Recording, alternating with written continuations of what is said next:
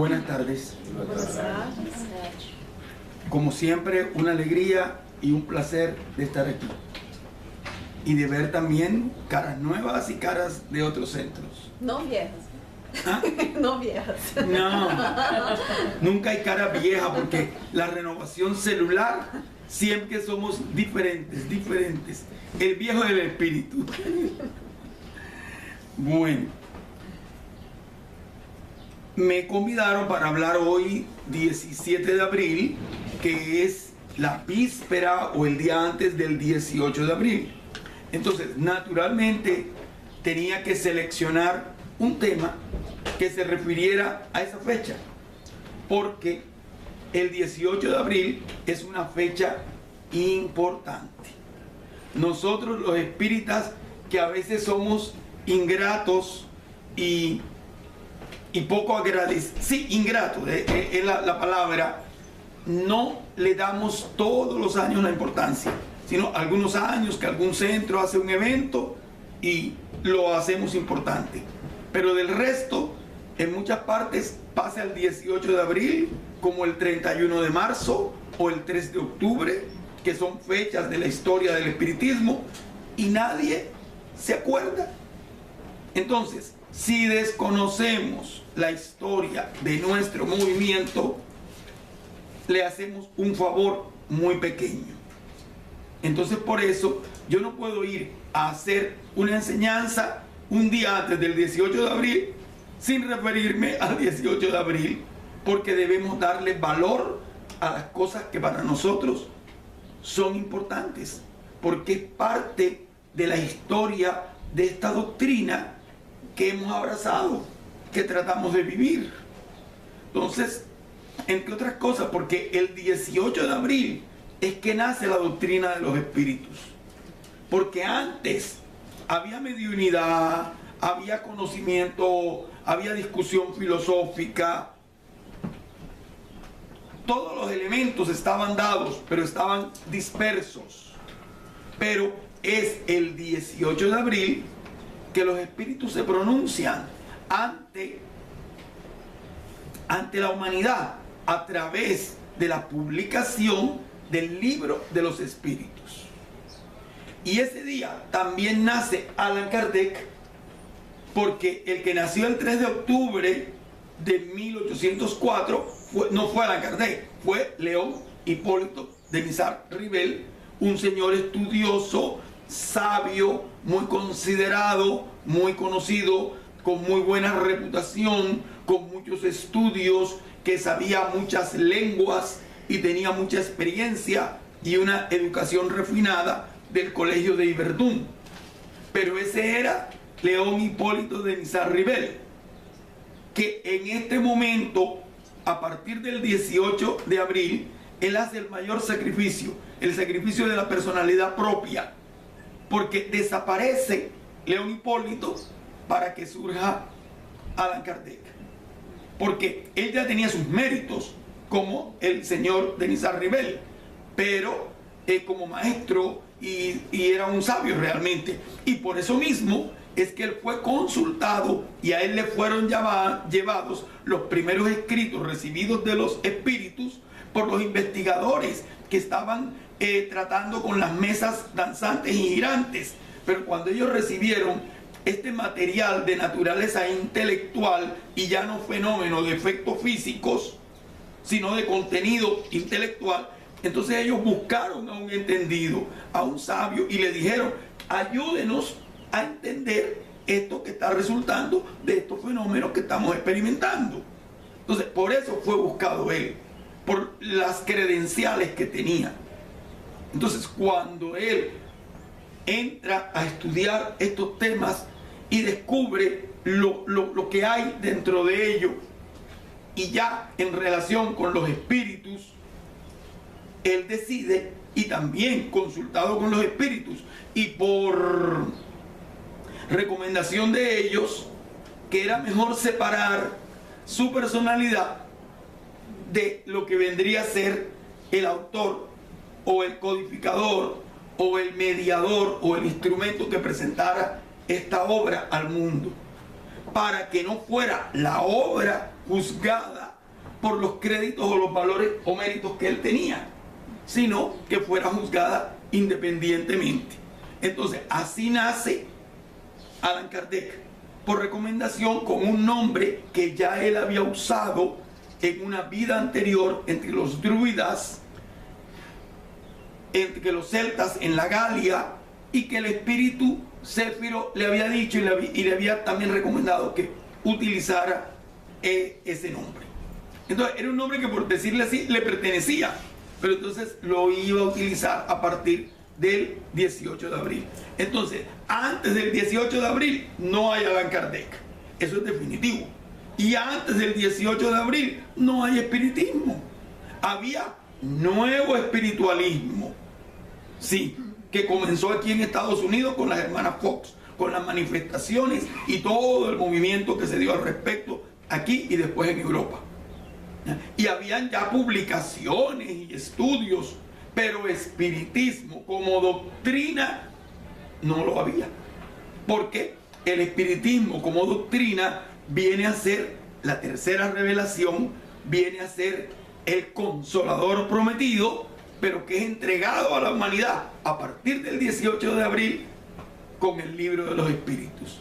Y al libro de los espíritus le siguen los otros 4 libros para completar lo que se ha llamado también el Pentateuco Kardeciano, que es la codificación espírita o codificación kardeciana.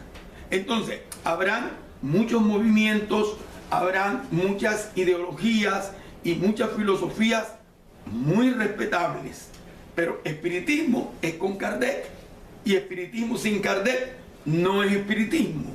Entonces, simplemente por esta razón de que es a partir del 18 de abril en que surge esta nueva fase para la humanidad.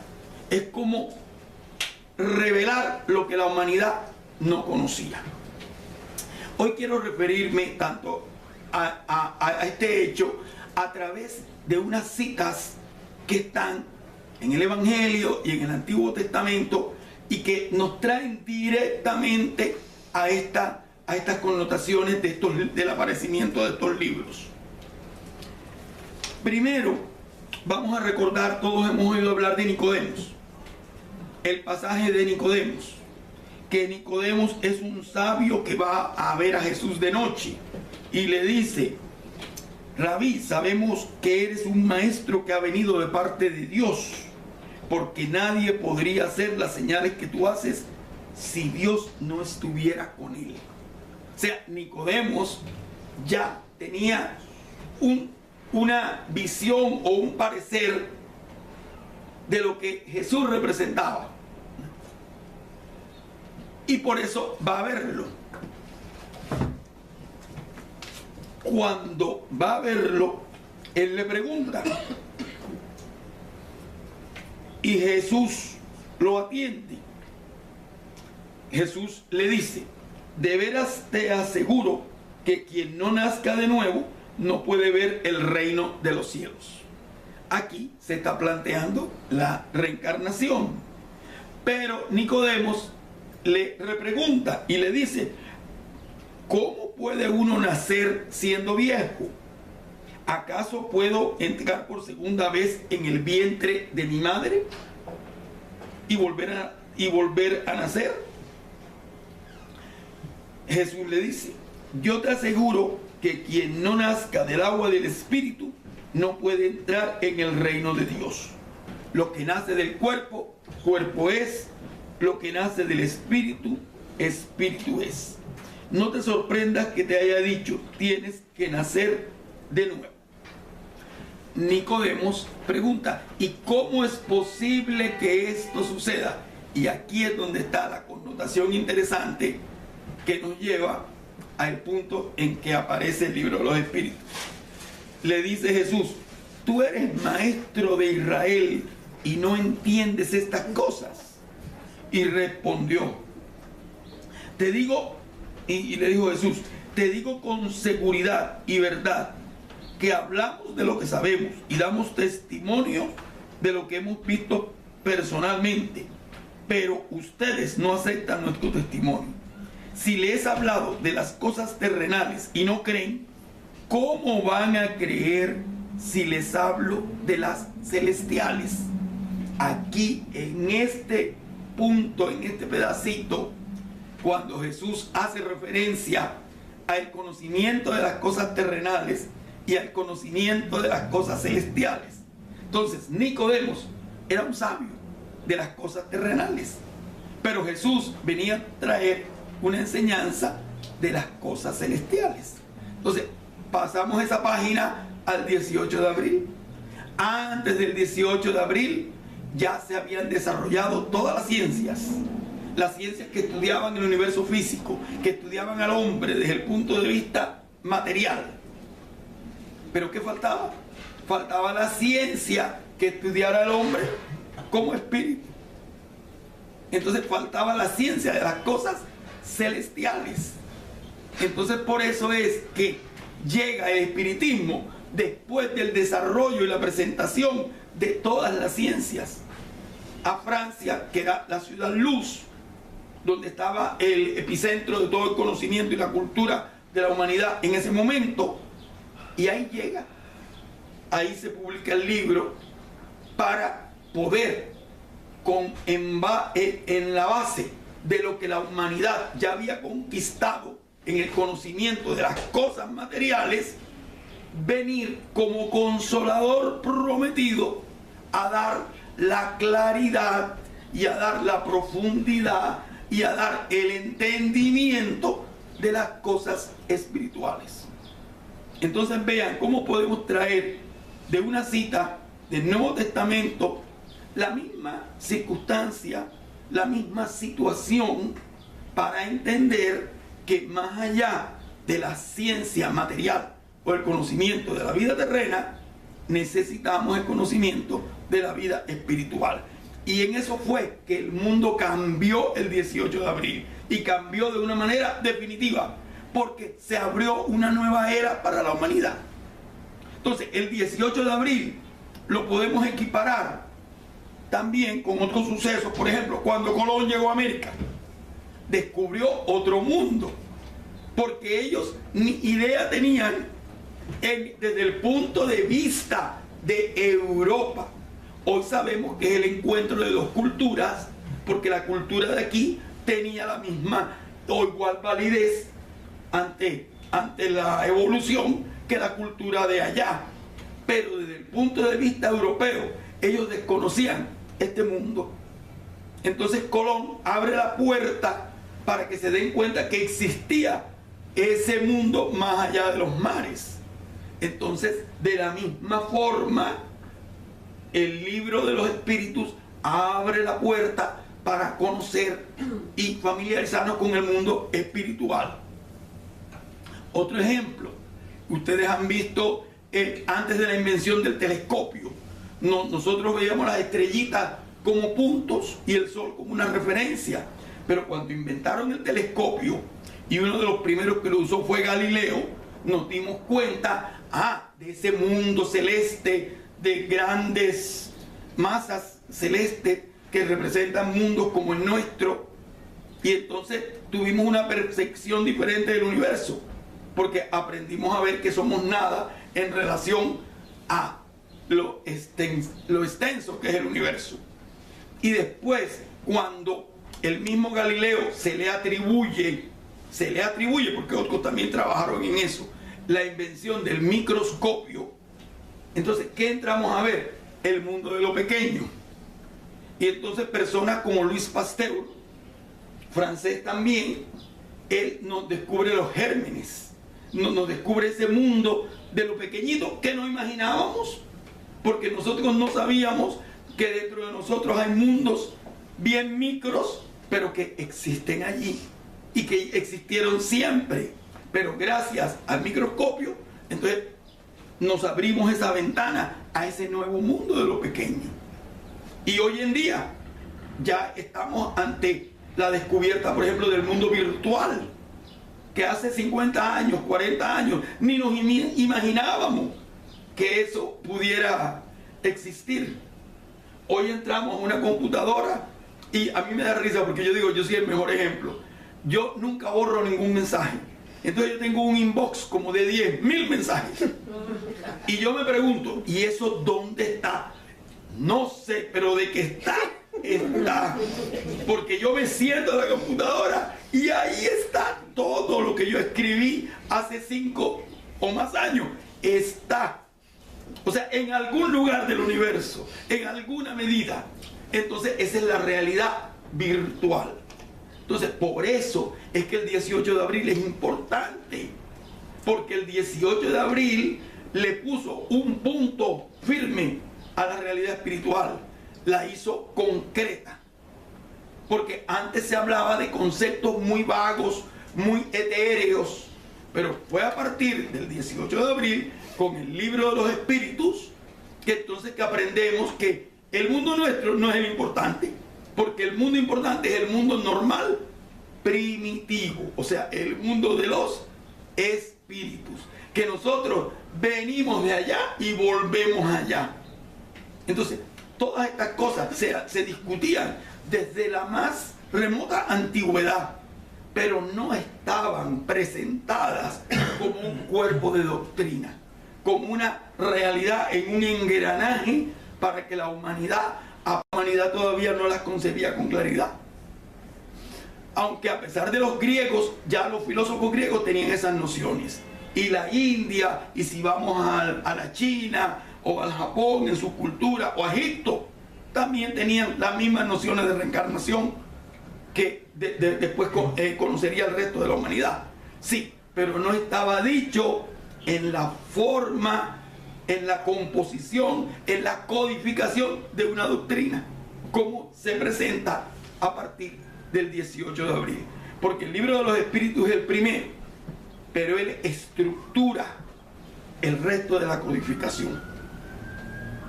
Después aparecería el libro de los médiums. Y quiero traer una cita que nos va a colocar en la temática del libro de los médiums. Es del Antiguo Testamento. Todos hemos oído hablar de la pitonisa de Endor. La pitonisa de Endor y su relación con el rey Saúl. Esto viene del Antiguo Testamento. Y es tan clara la descripción que hace en la Biblia que de una vez nos ubica en lo que vamos a aprender en el libro de los médiums. Dice el texto que está en Samuel 1:28. Samuel capítulo 1, versículo 28. Todo tomado de una Biblia común y corriente. Porque tenemos que aprender en este mundo a trabajar con lo que tenemos, con lo que se presenta. Los espíritus nos lo enseñaron. Porque al traer la enseñanza de Jesús, ¿a qué se refirieron? A los 4 evangelios que todo el mundo conocía, con la nomenclatura que los evangelios tenían, para que la gente no se perdiera y tuviera una guía más fácil. Asimismo podemos consultar el Nuevo Testamento como el Viejo Testamento y traerlo a colación y traerlo a estudio y a entendimiento. Entonces aquí, en esta cita, vamos a ver cómo nos sitúa en el libro de los médiuns. Dice: Samuel había muerto y todo Israel lloraba por él. Saúl, por su parte, había expulsado del país a los adivinos y los hechiceros. Porque siempre ha sido lo mismo. La gente abusa de la consulta, abusa del oráculo, abusa de la predicción, de las visiones. Porque lo utiliza, pero no lo vive. O sea, no toma ese mensaje para transformarse, sino para informarse o prevenirse y seguir caminando adelante. Entonces, muchas veces eso hemos hecho con todas las advertencias del mundo espiritual. Entonces, la mediunidad es tan vieja como la humanidad, pero no se había valorado en su justo punto.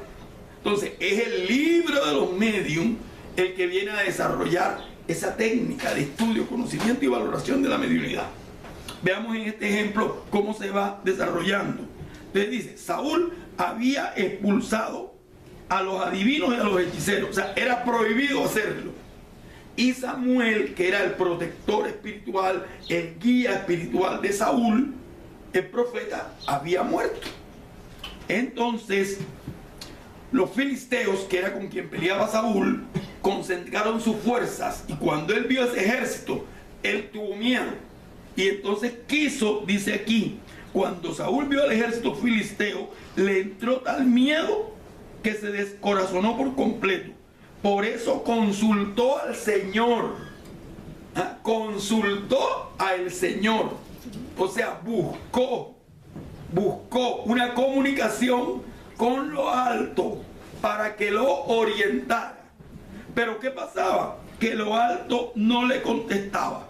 Y dice aquí textualmente, pero el Señor no le respondió, ni en sueños, ni por el Urim, ni por los profetas. Mira qué explicación tan clara.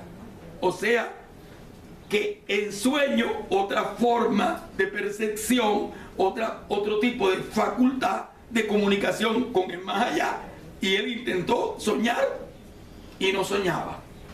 El Urim era como un objeto, como un accesorio que ellos usaban, pero ese accesorio servía también como o sea, la misma figura que puede tener el tabaco, la bola de cristal, o sea, un punto de apoyo para el proceso mediúnico, para canalizar a través de ese objeto y tratar entonces de descifrar el mensaje que el espíritu le está dando al medium, que si no lo sabe o no lo desarrolló para hacer de una manera directa y espontánea, porque el pensamiento todo lo es, entonces se apoya en esto o en lo otro para poder que el mensaje fluya. Entonces la humanidad siempre ha sido lo mismo. Ahí existía el Urim, hoy existen 1000 cosas que la gente se apoya para tratar de traer un mensaje del más allá, pero nada de eso le resultó. Entonces cuando él vio que esos métodos no le resultaron, él dijo, tráiganme a una adivina. Entonces buscó una medium para que ella me adivine. Y dice aquí, Saúl se disfrazó con otra ropa, o sea, para no salir como rey, para ir de incógnito, y acompañado por 2 hombres fue a ver a la mujer y le dijo, quiero que me evoques un espíritu, haz que se me aparezca el que yo te diga. Y le dice a la mujer, ¿acaso usted no sabe lo que ha dicho Saúl? Ha expulsado del país a todos y usted viene a ponerme una tentación. Él le dice, te juro que nadie te va a castigar. ¿A quién deseas que yo te haga venir? Le dice Saúl, a Samuel, evócame a Samuel. Ella evocó a Samuel y al ver a Samuel pegó un grito porque en ese momento descubrió que era Saúl. Y le dice, pero si usted es Saúl, ¿por qué me ha engañado? Y Saúl le dijo, no tienes nada que temer, dime lo que ves. Entonces le dijo ella, veo un espíritu que sube. ¿Qué aspecto tiene? El de un anciano que sube envuelto en un manto. Al darse cuenta Saúl de lo que era Samuel, se postró en tierra. Y le dice el espíritu, ¿por qué me has molestado? Porque los filisteos me están atacando y Dios me ha abandonado. Entonces ahí es donde Saúl le advierte que Dios le abandonó porque él se portó mal y que su reino iba a tocar fin, iba a llegar al fin. Y él termina desplomado, extenuado, ya sin fuerzas, porque ya no le quedaba otra alternativa que reconocer que había fracasado y que David era el que había sido ungido y el que iba a ser el próximo rey. Entonces ustedes ven en toda esta descripción los detalles que después podemos estudiar en el libro de los medios. Ven la identificación, cómo identificó al espíritu, claro, porque se presenta en la forma periespiritual que acostumbraba cuando estaba vivo, o sea, un anciano con un manto así, con un hombro descubierto, y enseguida él dice, ese es Samuel, y ella también lo reconoce, y además se da cuenta por sus facultades de que él la estaba engañando, de que él había estado disfrazado. Entonces ahí está la prohibición de la mediunidad, ahí está la identificación de los espíritus, la evocación directa y la evocación con un propósito, y cómo el espíritu viene, se comunica para resolver una inquietud que tenía el que lo estaba consultando. Entonces fíjense, a través de este ejemplo nos podemos situar en el libro de los medios, porque es una guía práctica y eficaz, y dice así, decía, guía de los evocadores, o sea, de las personas que utilizando la mediunidad se ponen en contacto con el mundo espiritual y con los espíritus. Entonces ese es el segundo libro de la codificación. Ahora, el tercer libro es el Evangelio. El Evangelio que cuando Jesús llega, lo que él anuncia es la buena nueva, o sea, una noticia. Y esa noticia es una invitación. Fíjense que todos los evangelistas comienzan su relato después que hablan de Jesús, que creció, que no sé qué, que se presentó en el templo, que hizo esto, que hizo lo otro, que desapareció un tiempo. Pero cuando Jesús comienza su vida pública, ¿qué es lo primero que hace? Invitar a los apóstoles. Y va y los selecciona. Y les dice, ustedes eran pescadores, ahora quiero que sean pescadores de almas, que sean pescadores de hombres. Ya no van a pescar al mar, van a pescar en la sociedad. Van a ser líderes para conducir este conocimiento y llamar a las personas a este conocimiento. Y entonces, realmente, cuando nosotros vemos el Evangelio, es una invitación, es un llamado, pero que es un llamado a que nos unamos a esa fila. Pero ¿cómo? A través de la comprensión de la verdad y a través de la mejora de nosotros mismos, porque el Evangelio es esa guía moral que nos lleva a ser mejores, que nos lleva a ese conocimiento interior, desde el que antes de Jesús ya Sócrates había hablado del conócete a ti mismo, pero viene a ser el Evangelio el que precisa, con las orientaciones del maestro, ese viaje interior, presentando ese mundo espiritual. Cuando digo mi reino no es de este mundo, entonces es un reino espiritual, y ese es el reino al que yo los invito. Entonces es una invitación al reino espiritual.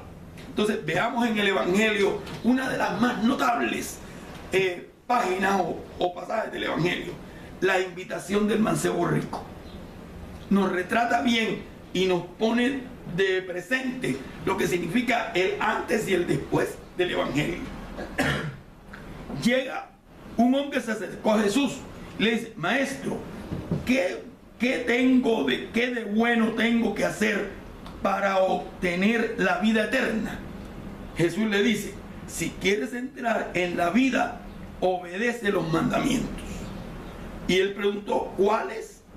Jesús le dice, no mates, no cometas adulterio, no robes, no presentes falso testimonio, honra a padre y madre y ama a tu prójimo como a ti mismo. Él dice, todo eso he cumplido, ¿qué me falta? O sea, aquí estamos en el punto en que él dice que lo que él conocía ya lo está cumpliendo. O sea, él cumplía con la ley de Moisés, porque todo eso estaba en la ley de Moisés. Eso eran los mandamientos y lo que los profetas enseñaron. Esa parte él decía y aseguraba que ya la tenía lista. Pero como estaba diciendo, ¿qué hago para entrar en la vida eterna? Pidiendo más, queriendo acceder a otro nivel, entonces le dice Jesús, si quieres ser perfecto, anda, vende lo que tienes y dáselo a los pobres y tendrás tesoros en el cielo.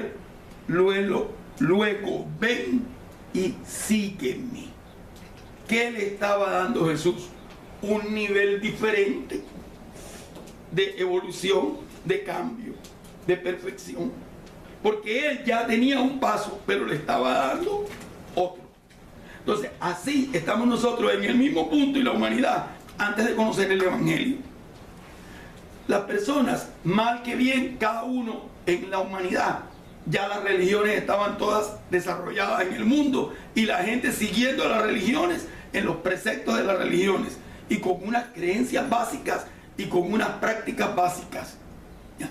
Pero eso no era todo, había otro nivel. Entonces ese otro nivel lo representa un conocimiento superior y más profundo, y es el conocimiento que el Evangelio trae, con un entendimiento a mayor profundidad de las cosas espirituales, en donde ya se corre la cortina, se corre el velo para entender el sentido parabólico.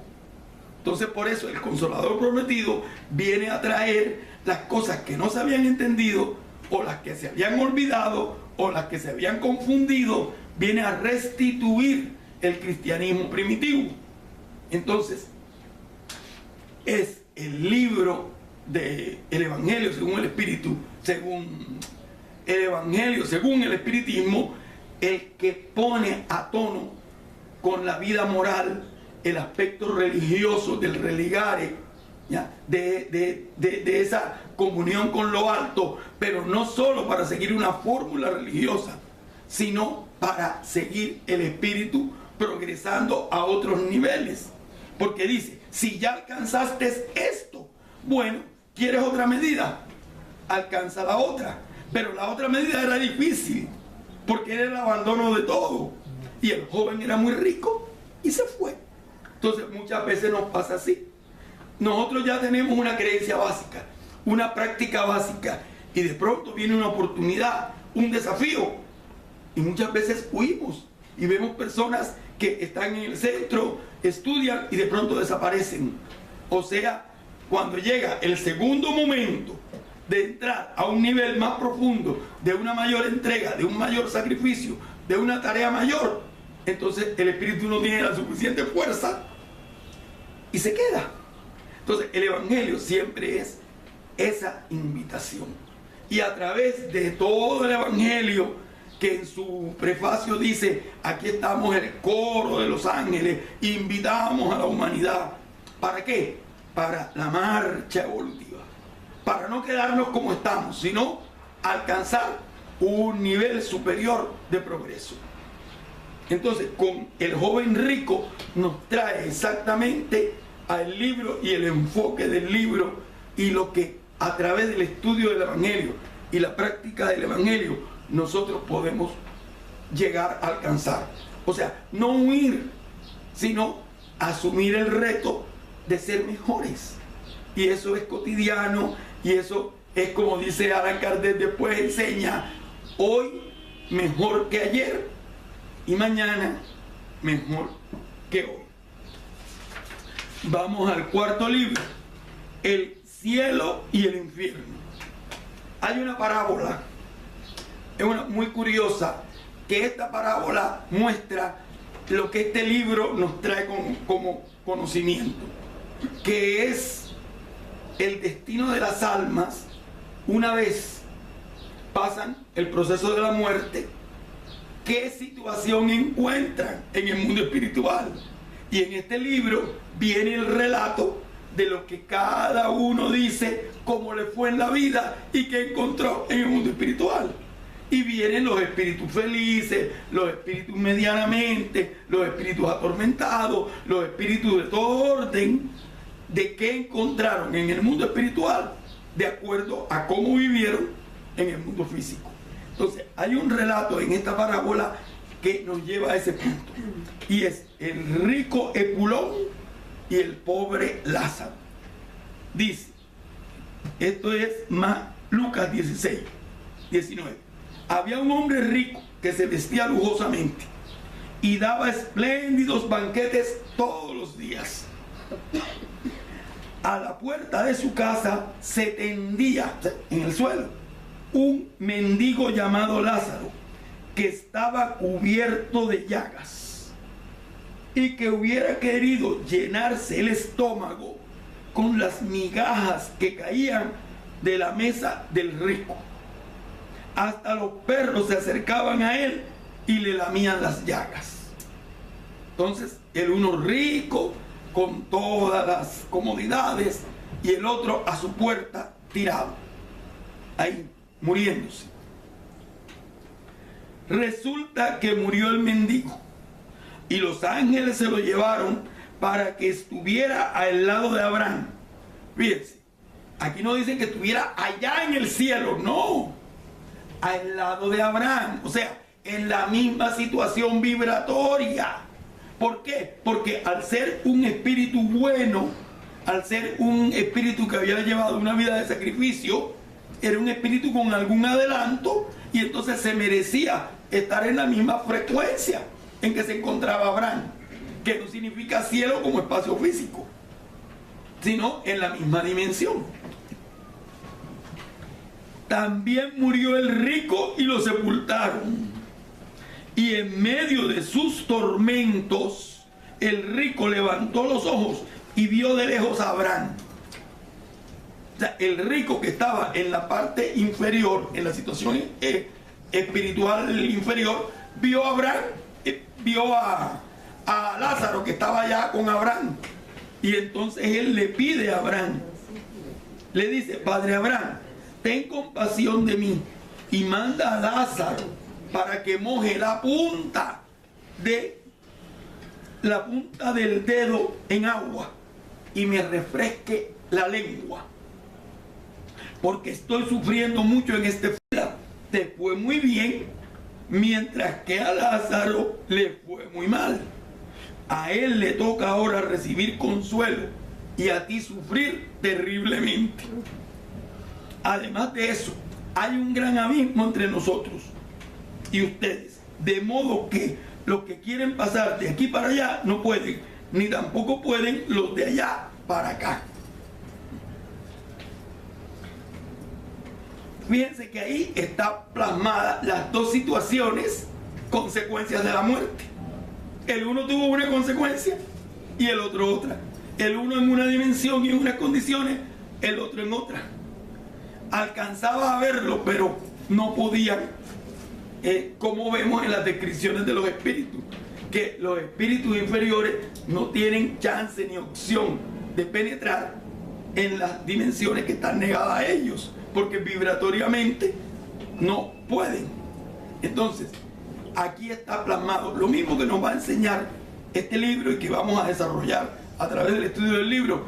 Ya en aquella parábola estaba mostrado, ya estaba esquematizado. Entonces dice: entonces te ruego que mandes a Lázaro a casa de mi padre, para que advierta a mis hermanos y que ellos no vengan a este tormento. O sea, ya está pidiendo que Abraham y Lázaro vayan y se comuniquen con los hermanos vivos de él y les digan para que no les pase lo mismo. Pero dice: ya tienen a Moisés y a los profetas. Y le dice Epulón: pero es que ellos no van a creer en Moisés y los profetas. En cambio, si le presentas uno de estos muertos, entonces sí se arrepentirán. Y le dice a Abraham: si no les hacen caso a Moisés y a los profetas, tampoco se convencerán, aunque alguien se levante de entre los muertos. Miren qué importante esta parte, porque a veces la persona no se convence por el fenómeno, no interesa la doctrina, quiere convencerse por el fenómeno. Y miren que ya aquí dice: si no entienden la doctrina que era Moisés y los profetas. Es lo que eso simboliza, la enseñanza de Moisés, lo que los profetas decían, ¿ya? No se van a convencer por el fenómeno, porque el fenómeno no les convence. Entonces miren cómo de un texto del Nuevo Testamento traemos las mismas situaciones que vivimos acá, que la gente quiere convencerse por la mediunidad y no convencerse por el estudio. Porque para convencernos lo que necesitamos es el entendimiento, que nos hace cambiar la mente y nos hace trabajar para aplicarlo en nuestras vidas, y no el fenómeno. El fenómeno impresiona, comprueba, pero la gente ve el fenómeno y ya lo sabe y sigue caminando igual. Entonces es la doctrina la que nos termina ayudando y transformando, no el simple fenómeno. Y ya desde aquí está consignado en el parlamento de esta cita. Entonces, este libro, El cielo y el infierno, nos trae esos testimonios para que nosotros sepamos de cómo es la realidad después de la muerte, pero cómo es nuestra realidad de acuerdo a cómo nosotros vayamos a vivir. Pero antes de dejarnos convencer por estos testimonios, tenemos que tener un bagaje de conceptos que es lo que cambia nuestro entendimiento y lo que cambia nuestra mente y lo que cambia nuestra concepción de la vida y nos hace vivir de forma diferente. Ahora vamos para el quinto libro, que es el Génesis.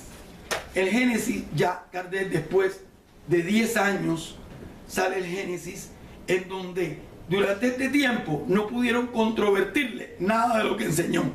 Pudieron discutirlo, pero no pudieron o ridiculizarlo o hacerlo desnegar.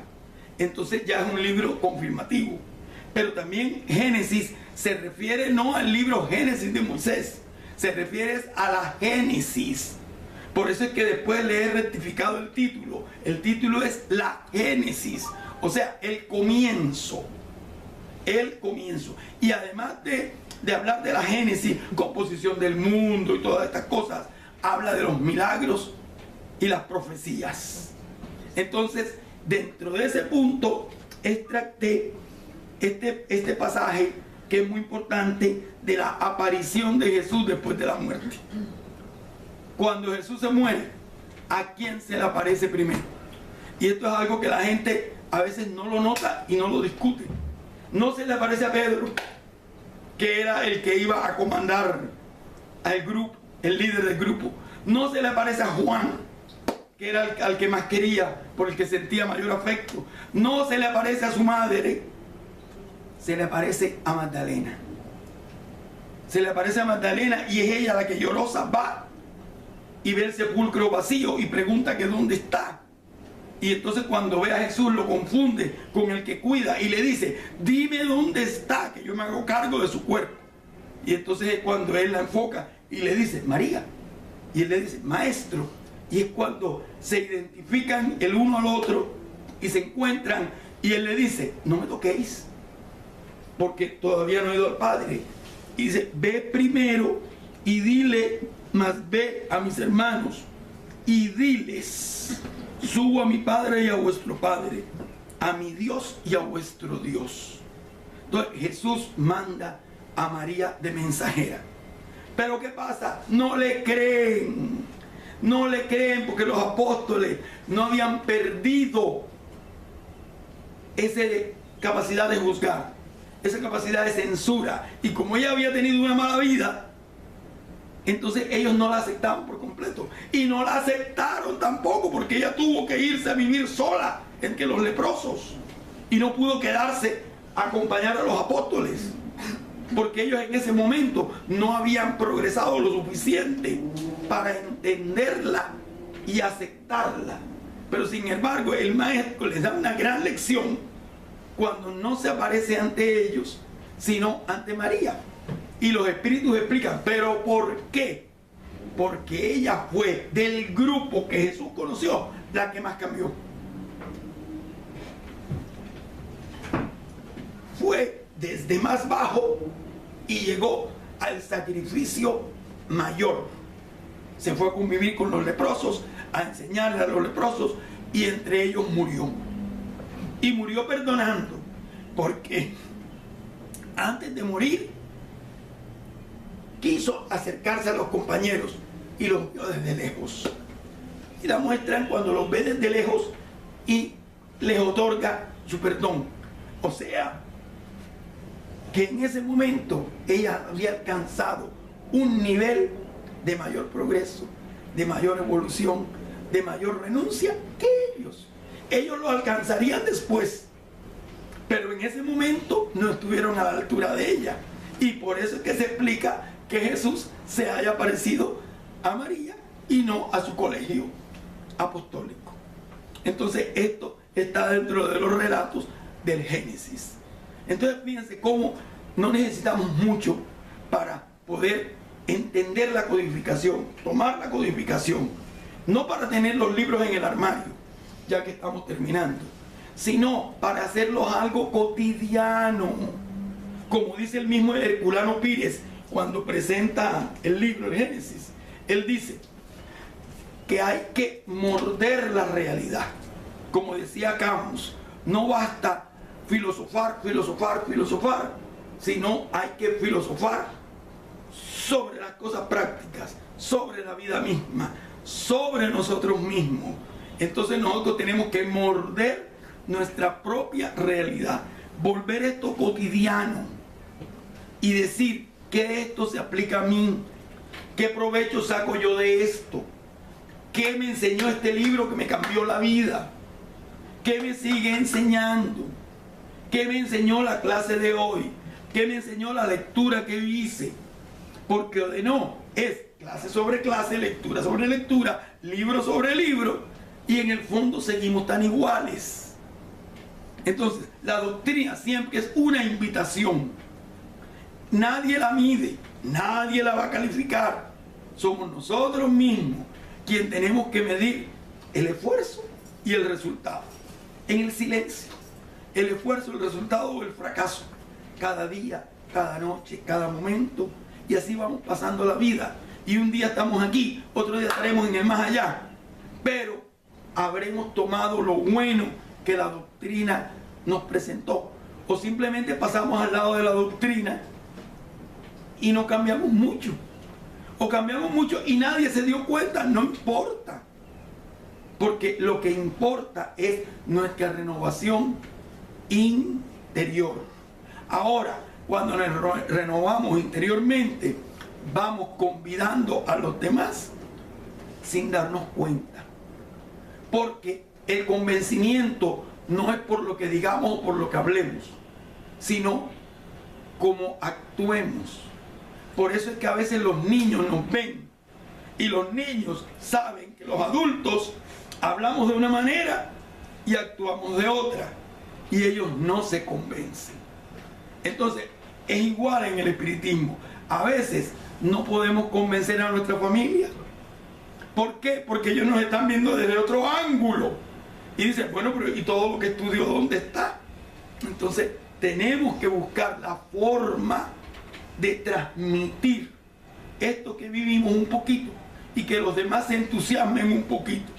No vamos a ser santos en esta vida, pero que por lo menos alguien crea que lo que estamos leyendo y estudiando es bueno, porque vieron algún provecho de ello, y allí se contagian, y allí vendrán, porque de nada hace que los invitemos toda la vida, que si no ven algo en lo interior de verdad, no van a venir.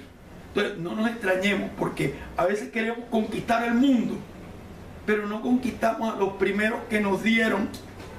Entonces tenemos que conquistar en nuestro campo de trabajo, en nuestros vecinos. ¿Para qué vamos a conquistar el mundo y estamos de odio con los vecinos? No, entonces tenemos que, a partir de nosotros, de conquistarnos nosotros, conquistar a los que están más cerca, o sea, el prójimo más próximo. Y así vamos poquito a poquito, poquito a poquito, la doctrina va entrando en nosotros. Y nosotros vamos favoreciéndonos, porque el espiritismo es un tesoro, pero no para que quede escondido, sino para distribuirlo, para multiplicarlo con los demás. Entonces, por eso la invitación siempre es a que sigamos estudiando, porque solo entendiendo mejor podremos vivir mejor esta doctrina tan bonita que hemos conocido. Y así hoy aprendemos un poquito, mañana aprendemos otro. Y siempre estamos aprendiendo y nunca dejamos de aprender. Por eso decía Jesús que nosotros teníamos que buscar la verdad, porque esa verdad era la que nos iba a liberar. Yo creo que estoy en la hora, sí. Muchas gracias.